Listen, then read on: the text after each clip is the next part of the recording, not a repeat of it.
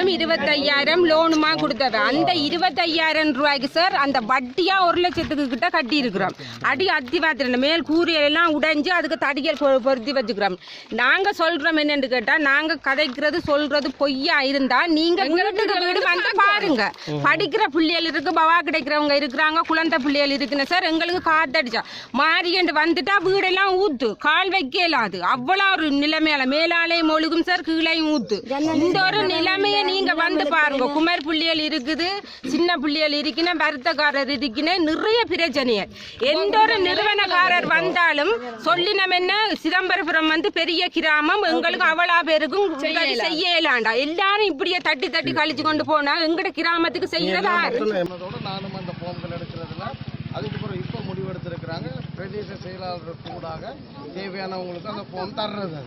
இப்போ நாங்கள் பேசுகிறதுகளை வச்சு இப்போ சொல்கிற மாதிரி முள்ளச்சோலை கட்டுறது, வவுனியால் மாதிரி வீடு ஒன்று கட்டப்படும். அதே மாதிரி மன்னார்லேயும் மாதிரி வீடு கட்டப்படும். எங்களோட வன்னி மாவட்டத்தில் அந்த வீடுகளை பார்த்துட்டு என்னென்றால் தெரியணும். ஒரு வீடு உங்களுக்கு கிடைச்சிருச்சுன்னா மறுபடி இப்போ நீங்கள் சொல்கிற மாதிரி சில நேரம் அந்த நேரம் எங்களுக்கு டெம்பரரி வீடு தந்தாங்க, அரை நிரந்தர வீடு தந்துக்கிறதுலாம் கொடுத்துக்கிறாங்க. இப்போ அவங்களுக்கு கூட உடனே சேர்க்கல. நாங்கள் அதுகளையும் இப்போ அமைச்சரோடு பேசியிருக்கிறாரு. இந்த வீடுகள் கொடுக்க 3-4 அமைச்சர் கூட வீடுகள் வழங்கப்படுது.